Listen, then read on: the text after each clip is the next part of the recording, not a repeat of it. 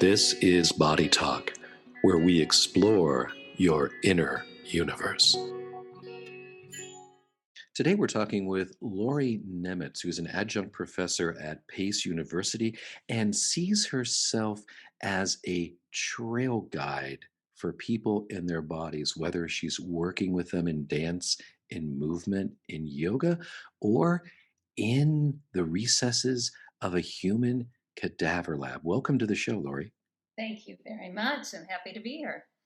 Wonderful. And today we're going to be going down some interesting roads because we're going to be talking about what it's like to work in a cadaver lab to study anatomy and how that actually reflects the way one looks at their own mortality. And I have to say, I have to just pause here for a second. And my first experience in a cadaver lab, I don't think I slept much the night before. And when I walked in that first time and I caught that whiff of the preservatives, I used to work in a funeral home. And that smell hit my nose and I went, I got this. What was I worried about? Did you come into this with any prior context when you first did your first dissection? Oh gosh, that is an interesting question. I wasn't expecting that one. That's Well, great. we got to think about the listener here. We got to ease them into this, right? That sounds well, and actually, this is an interesting thing because one of the first experiences I had, not the very first, but one of the first, was a movement and prosection class at Mount Sinai. And again, for the listeners who are new to some of this work, prosection is again a pre-dissected part of the body and presented as that dissection. But the issue with prosections is that they're out of context. And this has actually been very important for me for everything else that has been coming since, that we have a context for what we see in dissection lab. So to further elaborate, in a prosection, it is as if the body has been already pre-dissected into layers that you just peel back like pages on a book and say, here's a this and here's a that and here's another thing. Right. And sometimes what I mean by out of context is it may be just a forearm. It may be part of the body and not the whole body system. And I think that is something too, if you're not used to stepping into lab, can be very jarring, very disconcerting. So I always found, I think since that time, really I was also learned a great deal. It's a fantastic lab. But I went deep diving into some work with Gil Hedley next. And of course, Gil Hedley's a lot about the holism of the body. Yes, he is. And there I did love actually doing quote unquote layer dissections. I was oftentimes known for doing the folding flap book type dissection and then putting it all back together every night and then, taking apart another layer and being able to reveal a little bit more each time. But it's an interesting process because you do come into it with, okay, and what am I looking at here? How am I okay with this being a body in front of me? And oftentimes, when I'm introducing a lab, I remind people what we're looking at in lab is more of like a seashell. It's the remains of that life that is lived. It's not the person themselves any longer, but it's that beautiful seashell that we can take a look at some of the stories we might be able to unwind. Not everything. We have no idea what that lived life is like. None of us do. But it's that beautiful kind of remains. But if you think about it in the United States especially, we don't deal with death and dying very well. We don't see that very often. It's in a new experience for a lot of people, and it's still a very small percentage of the population that actually enters that. But used to be, you would have a dying relative and they would be in the front parlor for a couple days. Yeah. Or, I think we talked about a long time ago too, I'd heard stories from my mother in St. Louis. It was pretty common. You'd go on Sunday to the gravesite and you would have picnics by the gravesite, both as a means of visiting your past loved ones. That's really cool. We didn't do that. No, I had My mother had a total of 8 brothers and sisters. My dad's family had 12. So Oh, they were pretty big families. So there was a lot of death, just right. by the numbers. So I can remember going to funeral homes, going to funeral masses at the church before I was even in grade school. They didn't feel the need to shelter me from those things. Right. And there was a cemetery literally in my backyard because I lived on a half an acre that abutted this dozen and dozens of acres convent for sisters in the Catholic Church, and they had their own little graveyard for priests and nuns, and we were friends with the gravedigger, for God's sakes. I had kind of a morbid fascination about all of that. But what was your fascination that said, "Yeah, I want to go look at real life dead people because that's gonna help me"? What was that moment where you went, "Yeah, I got to go do this"? Oh goodness. Well, let's see. I think I came into this whole world like a lot of people do. I studied some of the anatomy first. I came into the anatomy kind of sideways. Let's go back, shall we, David? We'll go Let's go back back, roll it a back, little bit of Lauri. history You're here. 4 years old, and We won't go that far it's a back. I am Sunday. older now. Actually, I was art history and French majors, very esoteric fields for somebody who went into Hmm. a good college, but I worked financial aid. I was financial aid and scholarships to get there. And when I went to grad school, I went into dance movement therapy, which is kind of a alternate form of therapy. I'm board certified and licensed in New York. It's kind of an expressive arts therapy practice Hmm. along the lines of music therapy. And we were required, of course, we're dealing with the body. We were required to look at anatomy and kinesiology and pass different classes. They were great intros. But as you often know, anatomy takes time, it takes repetition, it takes different ways of coming into it to really learn it in depth. And I was early on after graduate school, I was teaching movement on the side, but I was working primarily as a therapist, but starting to come in deeper to things like yoga, particularly, which I dove deep into for about 3 decades now. Pilates world as well. And I found again, I had anatomy training, but just nature of these programs, oftentimes a very superficial dive into things. Meanwhile, my therapy clients were oftentimes medically complicated. So, what I saw not only in the movement qualities, yeah, I could read things with Laban movement analysis and I could look at things in those spheres of movement, but it wasn't making sense to me anatomically. And I was curious. It's like, what the heck? That's not a collarbone like I learned in the book, or this is not the same way I understood things here. Yeah, I think if all you have in your brain are the pictures, and I am a collector of pictures, looking at anatomical art from an art history point of view, but even at that, you have this very regular, very ordered idea, which is not even close to reality. Exactly. So I think and I did. I had that art history. I still am, I draw. So I have that background of, human anatomy for drawing. But I did hop into Tom Meyer's work in anatomy trains with around the time of his first edition of his book. And way back during the first edition of the book, he also had done a 200-hour course called Body Language. It was poetically kind of inspired and looking at anatomy sideways and in a different way from what I both learned. And I was like, okay, what's connective tissue and fascia all about? I've only briefly skirted along those pathways. So I took a deep dive in there. And I think early on, I was really becoming interested in dissection. And I believe it was Tom who said, yeah, go to Gill first to study for a while, which I did. And I And want to point out to those listening, Gil Headley has made all of his dissection videos available on YouTube. Is that correct? Are they still there? It's also on his website. You can just Okay. register, and he made them all free and available. So it's Yeah, it's that a easy. fantastic way to get your feet wet with learning anatomy this way, and his generosity in making these freely available is just so welcome. Yeah, absolutely. And then of course I came into the anatomy trainings labs.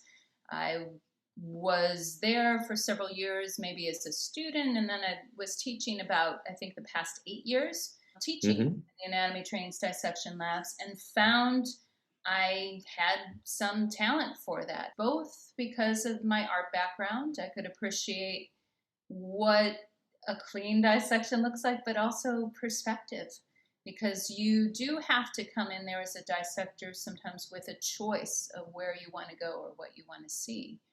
And of course, I've been involved with the Fascial Net Plastination Project. I've spent a long amount of time in Germany. We spent a month last Yeah, and year with if that's a travel. new term for some of you, the plastinations are those full body, crazy, very human exhibits that come out of Germany, the Body Worlds exhibits, and which is still part of the brainchild of Gunther von Hagens, which you look at his creations, you think that, my God, I'm so glad he found meaningful work. Because to take that kind of artistic expression and fascination into the lab and create something meant for public viewing is incredible. And we'll have a podcast about the Fascial Net Plastination Project at some point. So you've got quite the extensive and varied background.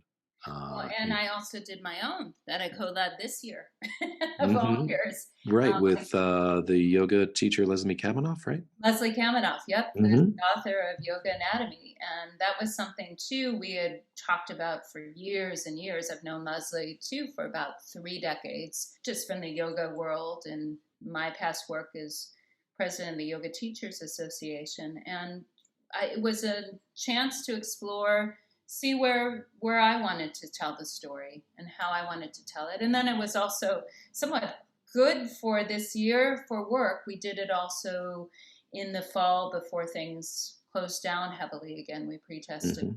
everybody. So when you say tell a story, Yes. you've got a body there in front of you.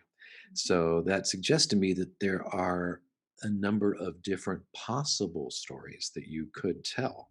So give me an example. Give us an example. All right. Well, traditional dissections highlight the muscles and the bones, or at least recent medical dissections, which I've been part of too. And it's an interesting, different story because, again, if you're throwing away the fascia in the bucket to highlight the muscles, you unwind a certain story about what the body is and how it's named. If you start to look at that connection in the fascia, you start to unwind another story about maybe functionality and movement or in breath or in anything else Hmm. of that nature. It also matters if we're talking a preserved tissue body, formaldehyde preserved, or Yes. one that has been unembalmed. And that too, this past lab that I did with Leslie Kaminoff, we purposely had that side by side So comparison. you had unembalmed, fresh, as it were, and the embalmed. Yeah, Those are two very different mediums because yeah. the embalmed one is kind of like deboning the Thanksgiving turkey after it's been around for a few days and try to be neat about it. And the other one, the fresh one, is like trying to cut jello, as far as I'm Well, concerned. yeah and no. Depends on your Okay. technique That's my perspective. Give me yours. too. Yes, it depends on technique too, but you have to be more aware because it's actually much more mobile, like a living body would be. So, of course, there's fluid, there's tissues you want to be more aware of because they haven't been hard embalmed. So, there's a different way of working with that tissue. Also, I would say it's almost more that shattering of the fascias, more of the cotton candy pulling apart. The fibers really shatter in a different way, whereas in an unembalmed tissue cadaver, you're seeing the sliding and gliding. So if I only Hmm. worked with an embalmed tissue cadaver, I might think, oh, well, this is how all elderly people are, or how people are in really, Yeah. or Yeah. how whatever, and not have that appreciation Hmm. like, oh, this is the space where movement Yeah. happens. And when I was in Germany for the first time in 2010, we got to actually dissect a freshly, as in still warm, euthanized rat, Oh, wow. Okay. which, in terms of really being able to appreciate the lively medium that is our connective tissue system, was unparalleled. Of course, it helped to actually have prior dissection experience to relate it to that. But that was tough. Once I got past the skin layer, it was easy. But getting through that skin initially was like, ah, I can't do this. Ah, I'm killing a dead thing. Did you have any squeamish moments in all this, or did you just kind of? Gosh, I haven't for a very long time, but like I No, said, you're a pro now. my initial would have been, like I said, with those pro sections, because it didn't have a context to put it in. Like, I still have a big visual of a forearm that just didn't make sense to me because I didn't know where it belonged, literally. So I haven't for a very long time, and I think a lot of students, especially students I've worked with, get over that quickly. There is that fear and that nervousness, and we definitely, this is part of our conversation. We have to honor that because we aren't around death and dying very much. You know, once you get past that kind of, ooh, I'm around something, I have a squeamishness, there is a fascination of what you're seeing under the surface. And it's almost like unwinding geography. You start to see trees and branches and mountains and everything else. Hmm. And this is why everybody coming out of dissection labs always take lots of nature pictures, because they're like, first of all, you can't take the pictures, obviously, for respect to the bodies. There's a Yeah, lot of rules in these labs. But there's also that appreciation like, oh, what I'm seeing inside the body is very much like how nature is shaped outside. absolutely. There's just such a profound connection and relationship. And you bring up something interesting too. I've never talked to anybody who overall had a bad experience or Mm, wished they hadn't done right, a cadaver lab dissection course. Not a single person. They right. all came back profoundly changed. Well, you mean during this last dissection that we had in the fall, um, we had people writing poems for their donor body. We had people expressing their desire to become donors, and there was lots and lots of feeling and emotion around a time that's been very challenging, because we did have a few people, I should make this clear, in the lab itself. That's why I said we pre-tested, post-tested, got temperature checks every day, gloves, Hmm. masks Hmm. everywhere. But we did have a small group that was in the lab itself, and they also, as much as the audience that was back home for the live stream, were deeply impacted. And I shared the quote from a very dear writer and thinker and environmentalist, Barry Lopez, who sadly recently passed away himself on Christmas Day. And he basically talked about, we are all just stories and compassion. And that's kind of basically what we need to be for each other, too, is stories and compassion. So that's always really, really resonated with me. Hmm. Yeah, so in the lab, I think too, when we aren't used to dealing with death and dying, this is a really interesting time to talk about it, obviously, in the middle of a pandemic, because almost everybody knows of somebody or has somebody personal who may have passed during this pandemic. And yet, there is a sense of not being able to oftentimes be there with a loved one. Heightens the distance we have from grief and grieving and death and dying as it is. So I think these expressions of, how do we deal with all of this becomes fascinating to me. And early in this whole pandemic, I became really interested in hearing again about the Decameron, which you may know too is that Yes, I do. collection of stories Hmm. during the plague, that there was this group of youngsters who in the book outside of Italy would tell each other stories to pass the time.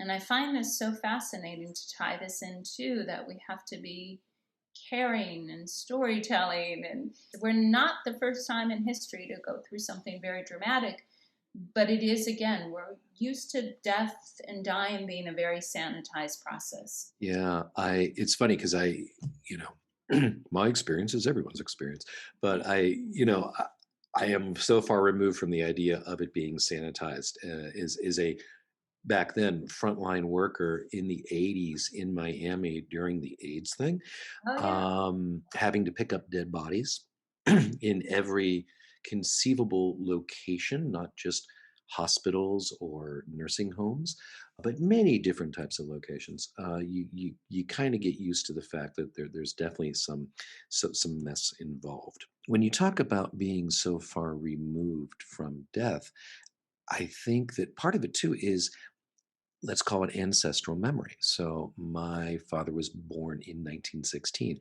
my mother in the mid 20s. My grandmother died at the age of 88 when I was 18. So I feel like I grew up very differently than a lot of people maybe listening to this podcast right Sure. now. Sure. So there was that whole span of just coming out of the Spanish flu pandemic for my dad, who Of survived it course. as a 2-year-old, Of course. uh, all the way through two major world wars, Vietnam.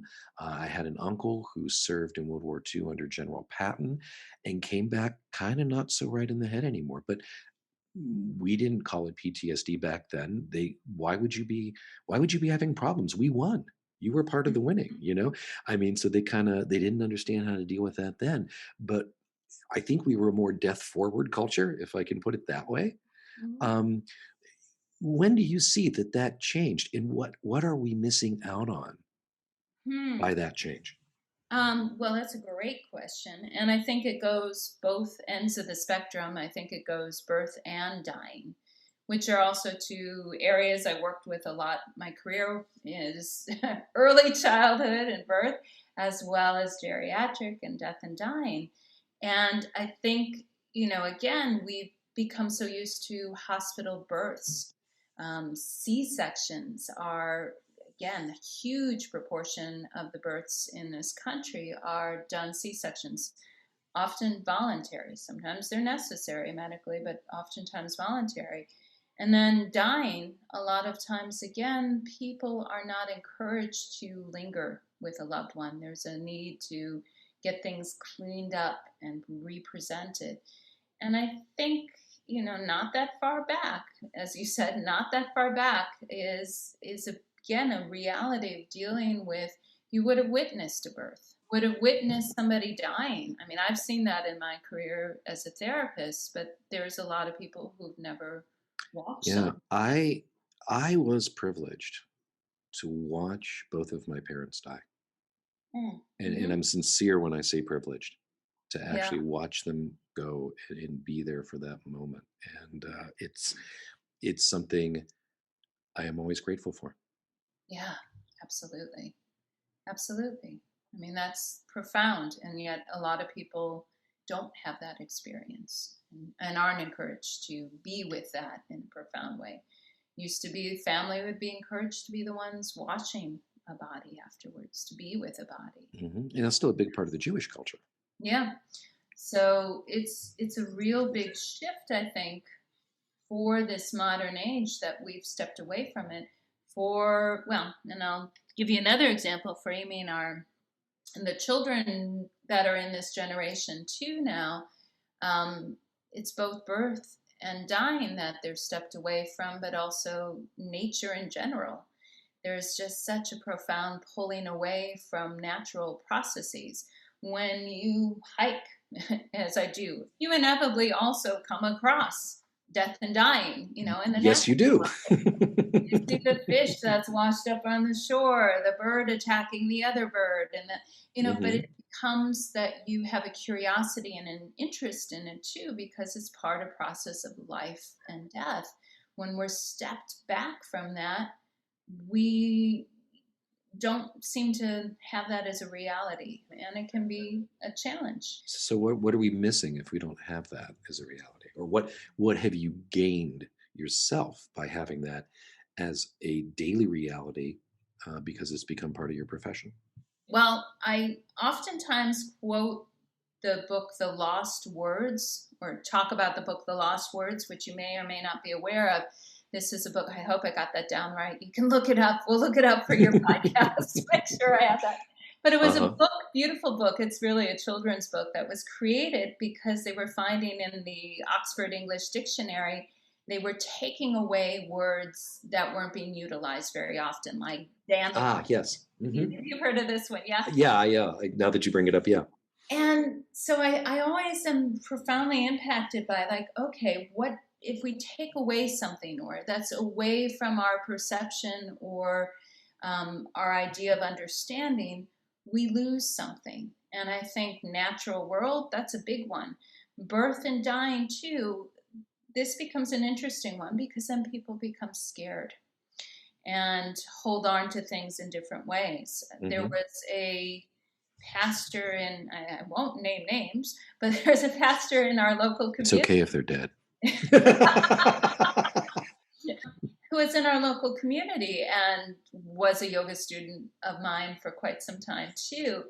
And was actually always, he was interested to know that I went away to teach and assist in these dissection labs.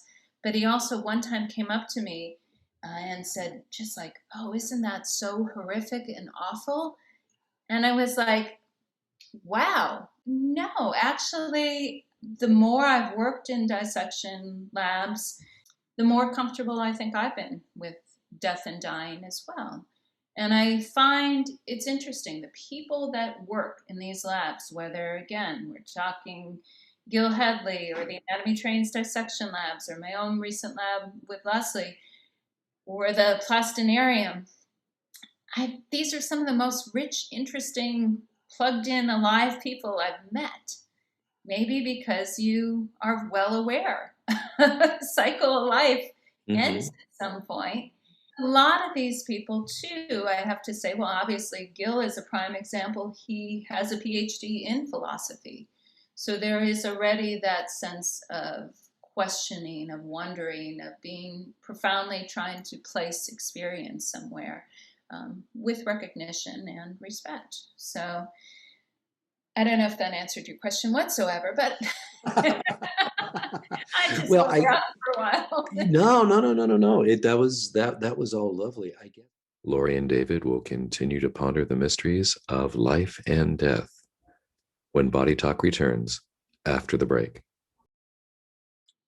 I guess what I'm looking for, and maybe what I'm looking for doesn't exist as such, but was there is there a specific memory, a specific moment in your experience where you went, ah, I understand something now that I never understood before and never would have if I hadn't done this. Oh, well, I think those aha moments come up every single time I'm in lab. And that's beautiful because you would think after a while it would just get routine, right? No, no. I mean, I think that's why, I mean, this year there was such a drive for me to do a lab. You mean in a year that was challenging because there is always beauty in there and there's some new discovery. So let's start with the most recent one because it's the freshest, the one that you did in in New York with Leslie Kaminoff. No, it's actually out in San Diego. Oh, San Diego. Okay, my bad. I just always associate Leslie with the Breathing Project in New York Yeah, there. we're both New York, but Right. we Okay. went You go where the body's at. You know what I'm saying, kid. So let's start with that one. What was the story there that you were telling, and what was the beautiful surprise for you that happened during the class that was new? well, I mean, I think one of the most profound, one of the people attending has actually changed her course career. She wants to do this now as a profession. She felt very lost in kind of where she wanted to go next. And this was an aha for her of, this is amazing. And I think doing that, mentoring in any shape or form that we can is something really profound. So I was happy to be part of those sorts of moments too, because again, it doesn't do any good to hold on to knowledge or skill or technique if you don't pass it on, you know? No, but I also think the hallmark of a good educator is not being able to show off how much you know, but exciting your students, the people under your charge, to have their own moments of self-discovery and Definitely. be energized by how much they can learn and how much there is to learn. And Absolutely. that's what it's about. Absolutely. Absolutely. I get excited about that. And we never know. We never know what is going to come in these lovely packages. Okay. Yeah. Okay. So let's go in the other direction. Did you ever walk into a lab with a plan in mind for a specific thing you were going to do? Look at that body and go, "Oh shit, this isn't going to work." Well, yeah, I mean, we had also for this one 3 donors. This was the first lab I was truly co-leading on that level, and of course, it has to be partially live streamed. So this is an Mhm. interesting process because Did you use as you GoPros want to on show, your? yeah, as you want to show something, and you have your cameraman Christopher, who's lovely and wonderful, like Mhm. 2 inches away from my shoulder. Um, you're going, I have no idea what's going to happen here, if it's going to be beautifully showing something or if something else may not go the way you want to. But there's a lesson in that as well. It's that there was an ability to show some breathing, which, as you mentioned, Leslie, was had the breathing project, and so there was some capability of being able to see things in a different way for a lot of people, and that was exciting. But you don't know until you get there what you're going to have coming up and how you have to negotiate that, but that's part of the excitement. I'm doing a dance with this donor. It's obviously no longer there, but whatever their story was in there in some ways is partially revealing itself. Like I said, I still will never know their full story. Did they, have a happy marriage? Were they, whatever, those sorts of things. So I, have to kind of unwind these gifts, um, and both learn anatomy in a very help people learn anatomy in a real sense, but also take a look at what did this body do in their life in reaction to, hey, this was a surgery here. How did that shift things or change Mhm. things? Or, wonder, I have a curiosity what went on here because there was a different deviation than what we normally see. But yeah, every single lab, something different. And I think that's the wonder because, again, well, you're just as guilty of this. I have hundreds of books. Part of the reason Yeah, I have I have no hundreds of guilt about it. I have books, no guilt about it. especially Just in a lack of anatomy, room. and especially in anatomy, is Mhm. because I want to have different perspectives, different ways Yeah, to and look there's at so things. many different ways of seeing, and the anatomy drawings that you see today, influenced by Netter, are different than Yeah, the ones from 100 years ago, or the ones from Germany from 150 years ago, right. or the ones from Teamy, which actually have the fascia colored white instead of just black lines, which there's a there there. I love Teamy. Thank you, Teamy. Thank you for doing that. Speaking of white lines, I want to actually key in on something that you're very infamous for. But I want to set this up for the listener here. But Uh-oh. there's th- there's the story. This is not going to air in October, but maybe it should. There's the story of the ghost heart. Oh, So, I was like, which what are you going to tell them about yeah, me? which I came to the ghost heart from Doris Taylor and her lab in Texas, and their way of decellularizing, basically taking everything out of the heart that isn't connective tissue, and then being able to re-inject it with stem cells, and Mhm. and theoretically grow a new heart from basically the biological blueprint and scaffold. And but you actually took it upon yourself in one of these dissection labs to say, "I'm going to figure out the formula, and I'm going to do one of these things because I want to see that." Tell us that story. All right. Yeah, that's pretty much how it came about too.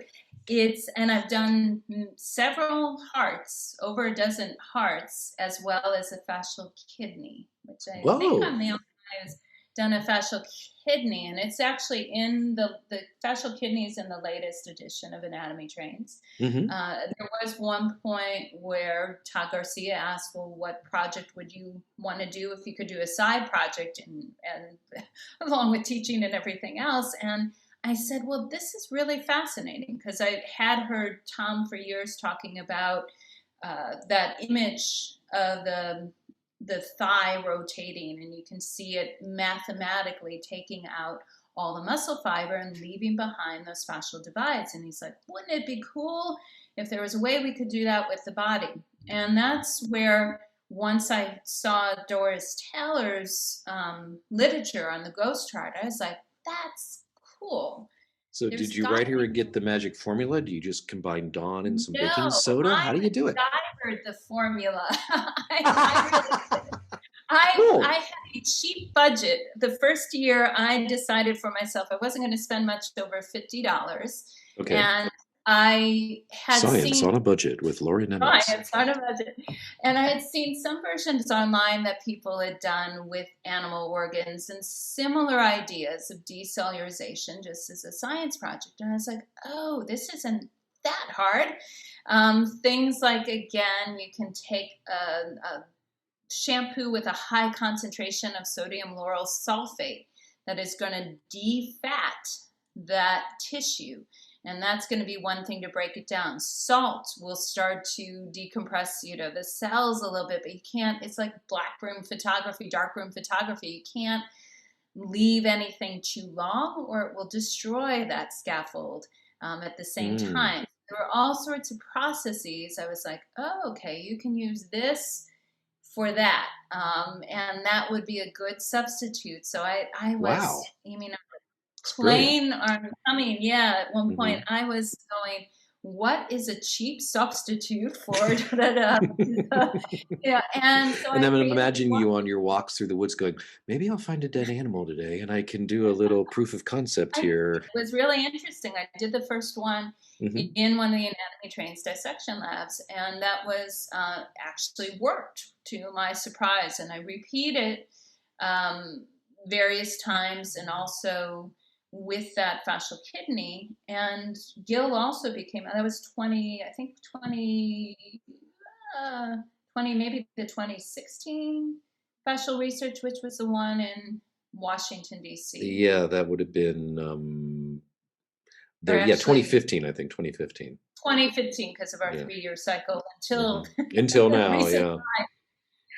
So I did present it there. I presented it for experimental biology, which is a huge conference That is. that I was Congratulations. representing. Hmm. Yeah, thank you. I've done some orals and posters there, but I presented there as well on fascial organs. And that also, too, caught the attention of Gil, who was fascinated by this, along with Peter Hurling and other people that were Hmm. interested in this. I was way in the back with a poster that year. No, I remember. I remember And visiting that luckily, poster. some Yeah. cool people, which I pictures of, You found me know, in the back. I'm it like, doesn't yay! matter if 300 people show up or three people show up if those three people are the right three Are people. really the coolest. Right. Yeah. So it's fine. But that led to actually Gil Hadley wanting to squidgy the fascia and get out decellularize it in a different way by Hmm. manipulating it. Something Juno and Christopher did in his labs. I came in and went back to the New Jersey lab one day to see the process of all of that as well. Some of what he presented too at the last Fascial Research Congress, which I think was 2018 in Berlin, whenever Hmm. we were there. Yep. Yep. And that kind of also led to some of the next process of the fascia net plastination project. Not fully, because we're not decellularizing, but it's a different viewpoint of flipping what we want to see versus what we leave behind. And obviously, somebody like Carla Stecco is huge for this. Her fascial anatomy atlas um, is really instrumental for a lot of people now. And Hmm. again, flipping that understanding of what we want to see, what's relevant, and what is something we take away, because it's going to change our perception again. That So was, I sometimes mean, the but I, decisions you make about what you're going to do, what you're going to show, are actually more important than the process of doing the work. Yeah.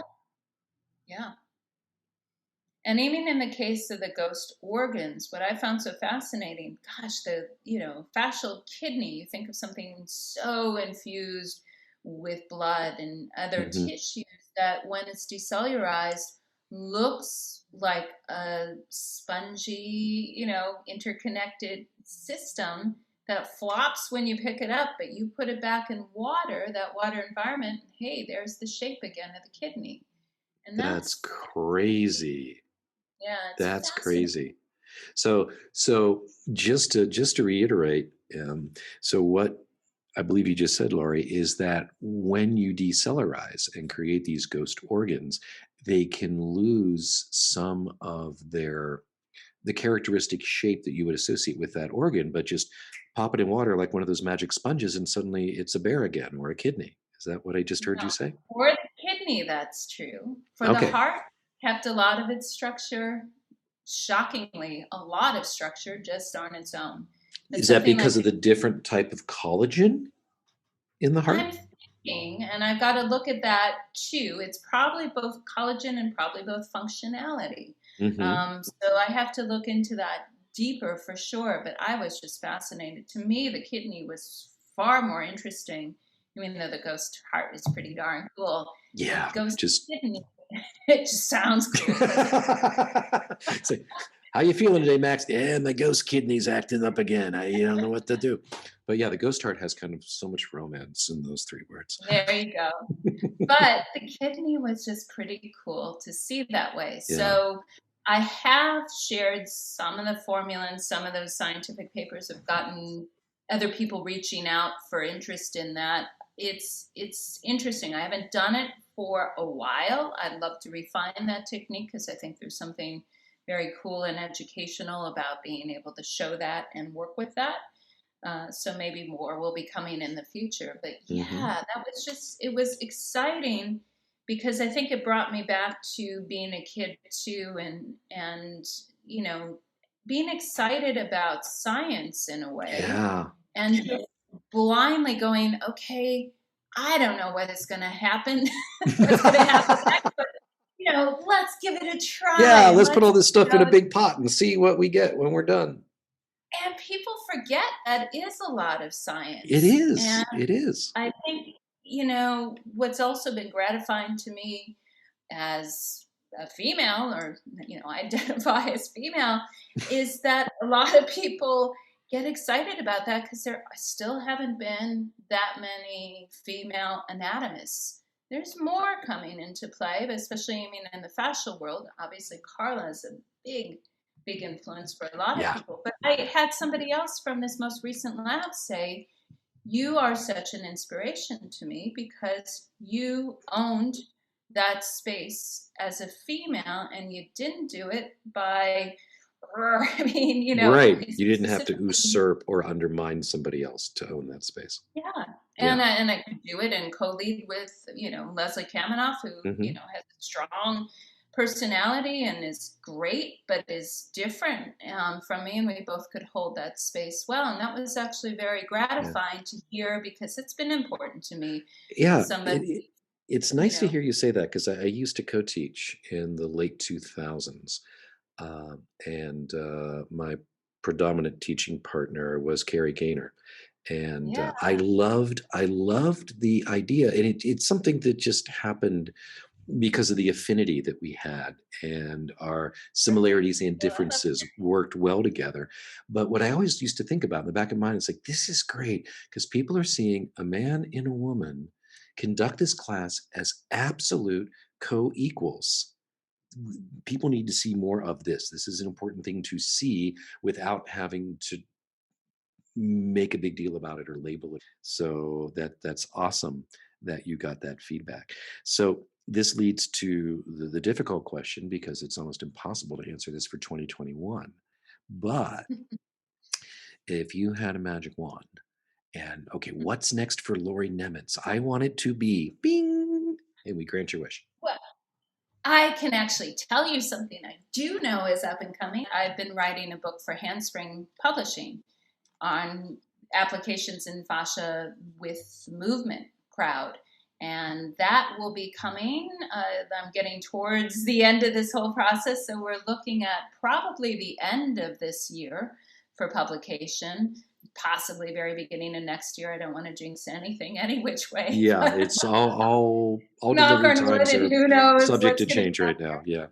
All is subject to change, but I'm Mhm. excited about that. I definitely am going to be doing more dissection work. We'll have to see. Like I said, we kind of have to wait and see where we get. I'm responsible too. I'm one to Yeah. make sure that people stay healthy, get vaccinated, get healthy, and in terms of being able to open up things in a way again that makes sense. Yeah. Well, I as the vaccine gets out there and gets distributed, I think that's going to open up more opportunities. The world has changed. Frankly, probably, I mean, your podcast, maybe I don't want to speak for you, but Go came for it. about more. I'm certainly listening to more podcasts. I'm, interacting with a lot more people in this virtual space. And there's a piece of that actually is lovely to still hold on to while re-engaging in the real world, and can't wait to hug people again. Yeah, I'm looking forward to that. I'm looking forward to performing, being able to do live things again instead of on Zoom. So, what's the title of your book? It's still in the Oh, it's working okay. I phases. understand. I understand how that goes. Sorry, no spoilers. I do have a title. That book by Lauri Nemetz. The Myofascial System in Motion. That's nice. There you go. That's got a nice kind of undulating sine wave kind of rhythm to it. The myofascial system in motion. That's nice. That's nice. Yeah. I encourage you to keep that title unless something really, more brilliant comes here. Yeah. But we will definitely have you back on the pod when your book is close to its due date. Thank you. And hopefully we won't have to do a C-section to get it out. Is there any last thing you'd like to say or share with the audience today? I really encourage you to understand that anatomy is ever changing, and especially in dissection lab, we have a curiosity and there is a vitality about life. You mean when we're studying a subject that is in death, and that there can be joy. It can be very life affirming. So I would say find an anatomist. There's some of the fun people around in the lab. I think that's a great note to end on, Lauri. Thank you so much for dropping by the pod today. We'll see you soon. Thank you very much, David. My pleasure. This is David Lasondak. Thank you for listening to Body Talk. If you enjoyed what you heard, please hit the subscribe button. And if you'd like to become a sponsor of the show, go to patreon.com/bodytalkradio. This is David Lasondak saying, remember, it's all connected. See you next week.